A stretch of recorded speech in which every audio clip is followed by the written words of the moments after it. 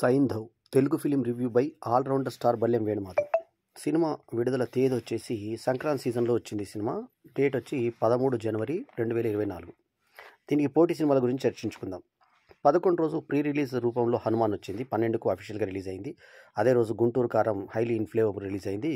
3వ సినిమాగా సైంధవ్ వచ్చింది. 4వ సినిమాగా రేపు నా సామి రాంగా రాబోతుంది. హనుమాన్ సినిమా వచ్చిన తర్వాత అయ్యో మనం ఊహించినంత లేదే ఈ సినిమా అని అనుకున్న వాళ్ళకి గుంటూరు కారం హైలీ ఇన్ఫ్లేబుల్ వచ్చినాక హనుమానే బాగుంది అనిపించింది. గుంటూరు కారము హైలీ ఇన్ఫ్లేబుల్ సినిమా తర్వాత సైంధవ్ వచ్చిన తర్వాత గుంటూరు కారమే బెటర్ అనిపించింది. మరి నా సామిరంగా సినిమా వచ్చిన తర్వాత మరి అది సైంధవ్ కన్నా బాగుందో లేదో రేపు తెలుస్తుంది. ఆ రిజల్ట్ అంటే 14వ తేదీన భోగి రోజు తెలుస్తుంది. ఇక ఈ సినిమాకి వచ్చేసి డైరెక్టర్ వచ్చేసి శైలేష్ కొలను. శైలేష్ కొలంలో SAI తీసుకొని కొలంలో KO తీసుకుంటే సైకో అవుతుంది. అట్లాగే ఇందులో ఇప్పుడు హీరో పేరు సైంధవ్ కోనేరు. సైంధవ్లో SAI మళ్ళీ కోనేరులో KO తీసుకుంటే సైకో అవుతుంది. వెంకటేష్ ఇది 75వ సినిమాగా పేర్కొన్నారు. ఆ 75 సినిమాలో కొన్ని ఫొటోస్ కూడా చూపించారు ఒక చిన్న వీడియోలో. అయితే ఈ 75 సినిమాల్లో మనకి షాడో అనే సినిమా కూడా ఉంది. అట్లాగే అర్థం వచ్చినట్టు సైకో అని కూడా పెట్టవచ్చు ఈ సినిమాకి. కానీ ఎందుకో టైటిల్ ఉందో లేదో మరి మొత్తానికి సైంధవ్ అని పెట్టారు. వెరైటీగానే ఉంది టైటిల్ మాత్రం. ఇక శైలేష్ కొలను గురించి మనం మాట్లాడుకుంటే ఆయన ఇంతకుముందు హిట్ సినిమాలు తీశాడు.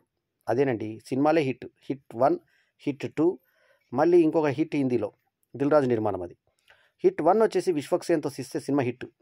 ఆ తర్వాత హిట్ 2 వచ్చింది.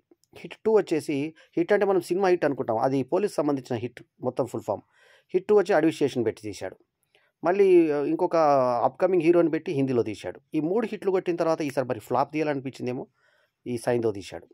ఫ్లాప్ సినిమాకి ఏం ఫార్ములా ఉంటుందో అనేది ఈ సినిమా చూసి నేర్చుకోవచ్చు.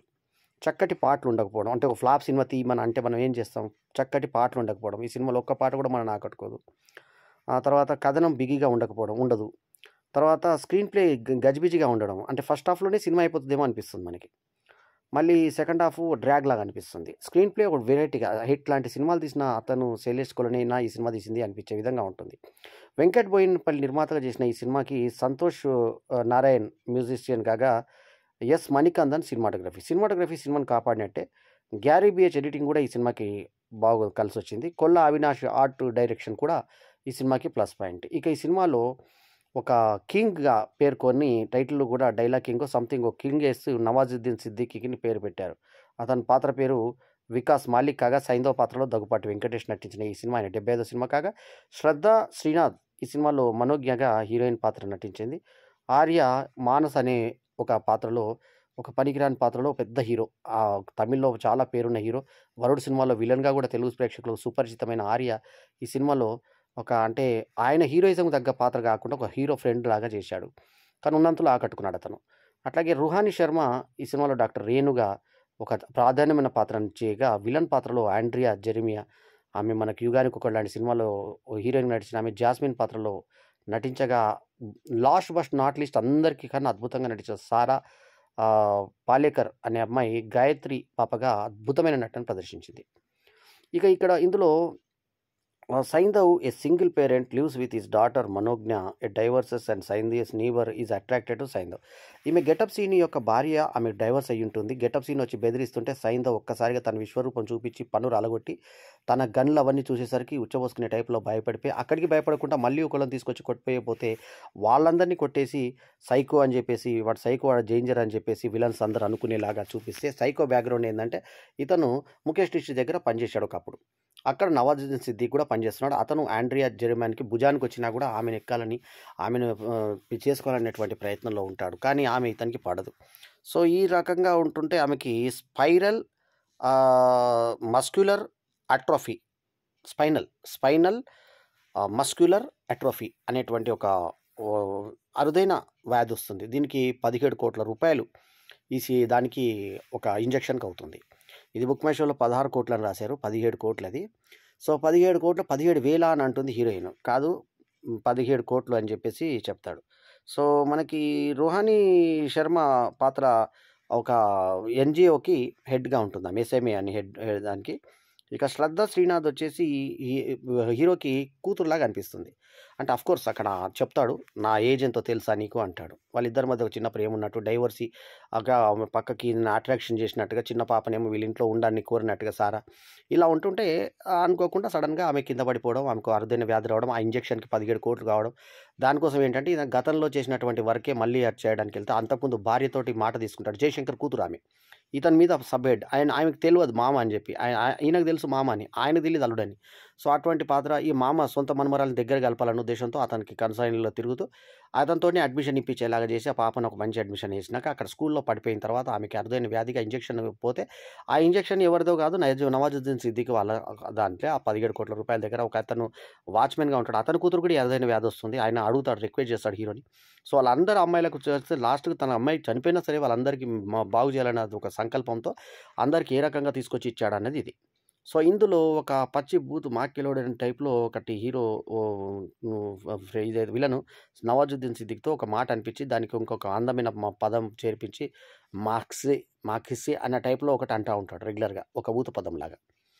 ఆ తర్వాత హీరో వచ్చేసి లెక్క పెడుతుండాలా, నేను తలుచుకున్నానంటే ఇంకా ఒక తీరుగుండదు, లెక్క మారుతుంది అని చెప్పి క్లైమాక్స్ ఎండ్ టైటిల్స్లో కూడా ఆ డైలాగ్ వినిపోవడం బాగుంది. సో ఓవరాల్గా ఈ యాక్షన్ సినిమాని డిఫరెంట్ కోణంలో ఈ రకంగా తీర్చిది. ఒక పిల్లల ఎట్లా చూసే సినిమా కదా, యూఏ సర్టిఫికేట్ ఇచ్చారు. అయితే ఈ సినిమాకి యూఏ సర్టిఫికేట్ ఇచ్చిన వాళ్ళందరికీ కూడా నమస్కారం పెట్టుకోవాలి. ఎందుకంటే ఈ సినిమాలో తల నరికేసి విశ్వంతుల తల నరికేసి ఒక పల్లెంలో పెడతారు, యూ సర్టిఫికేట్ ఇది. ఆ తర్వాత ఇంకోటి ఇక్కడ నుంచి గన్ను కత్తి తీస్తే ఇక్కడికి బయటకు వస్తుంది యూ సర్టిఫికేట్. మళ్ళీ అట్లాంటి నరుక్కోవడం, ఇక నవాజుద్దీన్ సిద్దికి పరిచయం చేసినప్పుడు పోర్ట్లో ఉన్నటువంటి వాళ్ళని నేవీ అధికారులను చంపేసి ఒకడు బతికి ఉంటే కస కోసేస్తాడు. ఇది యూ సర్టిఫికేట్, యూఏ సర్టిఫికేట్. ఎట్లా యూఏ సర్టిఫికేట్ ఇచ్చారు ఈ సినిమాకి? అడల్ట్ సర్టిఫికేట్ కదా ఇవ్వాల్సింది. సలార్లో దీనికన్నా హింస ఉందా? దానికి ఏ సర్టిఫికేట్ ఇచ్చారు, దీనికి ఏమో యూఏ సర్టిఫికేట్ ఇచ్చారు. అది పరిస్థితి. అంటే అదృష్టాన్ని బట్టి వస్తుందేమో యూఏ సర్టిఫికేట్. సైంధవ్ ఖచ్చితంగా ఏ సర్టిఫికేట్ రావాల్సిన సినిమా. దాంట్లో ఉన్న హింస కంటెంట్ చెప్తున్నా. హీరోనే ఒక సైకో, అందరినీ నరకడాలు చంపడాలు చేస్తుంటాడు కాబట్టి. సో తర్వాత వెంకటేష్ కెరీర్లో ఎన్నో మంచి సినిమాలు చేసి ఉన్నాడు ఆయన ఇప్పుడు 75 ఏళ్ళ కెరీర్ తీసుకుంటే కలియుగ పాండవుల సినిమా అప్పుడే చిరంజీవి అంత మాస్ ఇమేజ్ ఉన్న హీరోగా అట్లా కృష్ణ ఒప్పుకోని సినిమాని వెంకటేష్ చేయడం వల్ల అమెరికాలో MBA చదివి వచ్చినంత ఉంటుంది. ఈయన రామనాయుడు కుమారుడుగా కాకుండా ఒక్కడేసరిగా ప్రేక్షకులకు ఒక కొత్త హీరో వచ్చేసి చిరంజీవి, నాగార్జున, బాలకృష్ణ, వెంకటేష్ అనే టైప్లో నలుగురు పెద్ద హీరోల్లో ఒక హీరోగా ఆ తరం ఎన్టీఆర్, ఏఎన్ఆర్ తరం తర్వాత మనకి కృష్ణరాజు, శోభన్ బాబు తరం తర్వాత చిరంజీవి తరం వచ్చినప్పుడు బాలకృష్ణ, వెంకటేష్, నాగార్జున అనే తరంగా వచ్చి ఇప్పుడు మహేష్ బాబు, పవన్ కళ్యాణ్ తరం వచ్చింది, ప్రభాస్ తరం వచ్చింది. సో అటువంటి ఒక దీని కింద ఒక హీరో కింద వచ్చిన ఇతను కేవలం 75 సినిమాలే చేశాడంటే ఆశ్చర్యం కలుగుతుంది మనకి.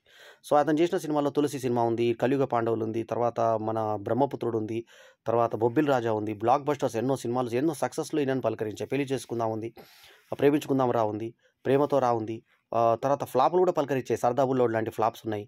అట్లాంటి కొన్ని ఎన్నో సినిమాలు ఆయన చేయడం జరిగింది. కె రాఘవేంద్రరావు డైరెక్షన్లో, దాసనారాయణ డైరెక్షన్లో మంచి మంచి విజయాలు ఆయన అందుకొని ఉన్నాడు. కె రాఘవేంద్రరావు నేను పరిచయం చేశాడు. అజేయుడు, తర్వాత ఇంకా చాలా సినిమాలు ఈయన యాక్ట్ చేయడం జరిగింది. తర్వాత బ్రహ్మపుత్రులు ఇతనికి మంచి పేరు తీసుకొచ్చింది, బ్రహ్మపుత్రుడు సినిమా. సో అట్లాంటి వెంకటేష్ ప్రేమ సినిమాతో నంది అవార్డు కూడా ఉత్తమ నటుడుగా అందుకోవడం జరిగింది. అలాగే ధర్మచక్రం సురేష్ కృష్ణ డైరెక్షన్లో మరోసారి ఉత్తమ నటుడు అవార్డు అందుకోవడం జరిగింది. ఆ అవార్డు అందుకోవడం కోసం అప్పట్లో ప్రేయసిరావే సినిమాను కూడా ఆపి పంపలేదు, శ్రీకాంత్ ఎక్కడ వస్తుందని పంపలేదు అదే బ్యానర్ నుంచి అన్న అపప్రద కూడా ఉంది. అది పక్కన పెడితే ఒక టాలెంటెడ్ హీరో వెంకటేష్. సో అతను మామలతో వెంకీ మామ అనే సినిమా కూడా చేశాడు నాగ చైతన్యతో. సో ఇట్లాంటి వెంకటేష్ మరి మధ్యలో ఆయన ఏజ్ కొంచెం పెరిగిన తర్వాత, మన ఘర్షణ లాంటి సినిమాలు చేసిన తర్వాత ఏజ్ పెరిగిన తర్వాత కూడా దృశ్యం చేశాడు, దృశ్యం 2 ఇట్లాంటి సినిమాలు కూడా ఆయన చేయడం జరిగింది. సో అటువంటి వెంకటేష్ మనకి ఒక డిఫరెంట్ సినిమాలు చేసేటువంటి నటుడిగా పేరు తెచ్చుకొని ఆ మధ్య ఓటీటీకే రిలీజ్ అయినటువంటి ఒక సినిమా, ఒకరోజు బర్త్డే రోజు మాత్రమే రిలీజ్ అయినటువంటి ఒక సినిమా కూడా ఆయన చేయడం జరిగింది. సో నారప్ప సినిమాది. సో అటువంటి వెంకటేష్ సైంధవ్ పాత్రలో ఆయన వరకు ఏం ప్రాబ్లం లేదు. ఇక ఆర్యని మనం ఇంత చిన్న పాత్రలు చేశాడా అనిపిస్తుంది. అందరికీ ఆకట్టుకునేది మనకి ఆండ్రియా జెరోమియా విలని చాలా అద్భుతంగా ఉంటుంది. అట్లా నవాజుద్దీన్ సిద్దికి ఆ తిట్టుతో సహా బ్రహ్మాండంగా ఆయన మేనరిజం అది డైలాగ్స్ బాగున్నాయి సినిమాలో. సో ఓవరాల్గా సినిమా స్క్రీన్ ప్లేనే ఒక డిఫరెంట్గా ఉండి కొత్తదనం ఉండి ఒక ఇంగ్లీష్ సినిమా యాక్షన్ సినిమా చూస్తున్నటువంటి ఫీల్ మనకు కలగజేస్తుంది ఈ సినిమా. సో ఈ సినిమాకి నేను ఇస్తున్నటువంటి రేటింగ్ 3.25/5. ఇక ఈ నరకడాలు, చంపడాలు పక్కన పెడితే సైంధవ్‌లో ఉన్నటువంటి ఒక మంచి అంశం ఏందంటే, ఈ 11,00,00,000 ఇంజెక్షన్‌కు అందరికీ ఇయ్యాలని చెప్పేసి ఇది చేసి, ప్రభుత్వం గురించి కాకుండా ఇదొక ప్లేస్, ఈ ప్లేస్ పేరే వేరే పేరు పెట్టేసి, ఒక ప్లేస్‌కి ఒక వేరే పేరు ఇచ్చారు. సలార్‌లో ప్లేస్‌లాగా దీనికి కూడా ఒక ప్లేస్‌కి ఒక వేరే ప్లేస్ పెట్టి, దానికి జడ్జిమెంట్‌తో సహా జడ్జ్ దాన్ని ఆ వేరే ప్లేస్‌లోనే జరిగే కథగా ఇచ్చారు. మరి ఎందుకు ప్రభుత్వాలతో ప్రాబ్లమ్ అనుకున్నారో ఏమో! అదొక దీవిలో జరిగినట్టు, ఒక డిఫరెంట్ ప్లేస్‌లో జరిగినట్టు. అక్కడ పిల్లలు కింద మీద మొలవక ముందు పిల్లలు గాని, అన్ని కింద మీద మొలిచిన తర్వాత పిల్లలు ఎలా అవుతారు? యువకులను చూపించి పిల్లలని 20, 25, 21 ఇయర్స్ లోపల ఉన్న వాళ్ళని పిల్లలని సంబోధిస్తున్నారు. చిన్న పిల్లలా వాళ్ళేమన్నా? మీసాలొచ్చిన వాళ్ళు, సన్నగా గడ్డగాలొచ్చిన వాళ్ళని తీసుకొచ్చి పిల్లలు అని చెప్పి, ఆ పిల్లలని హీరో చంపకుండా వదిలినట్టు, వాళ్ళకి ఆయుధాలొస్తుంటే ఆపినట్టు, ఆ భార్య ప్రామిస్ తీసుకొని తప్పుడు పని చేసి, ఆ హీరోయిన్ ఎవరో చూపిస్తే ఒక సింగిల్ షాట్‌లో చూపించి ఎవరైనా చూపించొచ్చు కదా! కేవలం ఇట్లా కళ్ళ దగ్గర నుంచే మామూలుగా ఇట్లా సైడ్ చూపించేసి, అయిపోయింది హీరోయిన్, ఈమె హీరోయిన్ అన్నట్టుగా ఎవరో ఎస్కేప్ టాక్ లాగా చూపించారు. అంత కర్మేముంది, మంచిగా ఒక అమ్మాయిని ఎవరైనా చూపించొచ్చు కదా! హీరోయిన్ పాత్రలో. అలా చూపించలేదు. ఇక వీళ్ళిద్దరి మధ్య ఎందుకు ఇష్టం ఉంది, ఏం సంగతి తెలవదు. ఈయనకిద్దరు ఒక యాక్షన్ రోబోలాగా ఒక కారుంటుంది. ఆ కారు ఏమంటది బాంబులు అన్నీ ఏస్తుంది. అంటే మనం ఒక యాక్షన్ సినిమా మనం చూసినటువంటి ఊహించేటువంటి ఉత్ప్రేక్షకమైన సినిమాలు ఉంటాయి చూసారా? అటువంటి స్పేస్ క్రాఫ్ట్ సినిమా చూసినట్టుగా ఉంటుంది. కారు ఎట్లా అంటే అట్లా ఇచ్చుకుంటుంది. దానికి గన్నులుంటాయి. దాని మీద మీద రౌండ్‌గా తిరిగి పేల్చేసుకుంటుంది తనకు తాను. ఇట్లా డిఫరెంట్ ఒక ఆయుధాన్ని కూడా ప్లాన్ చేసి తీయడం జరిగింది. ఎన్ని ప్రయత్నాలు చేసినా కూడా ఈ సినిమాకి మనకి ఇందాకే చెప్పినట్టుగా ముందొచ్చిన 'హనుమాన్'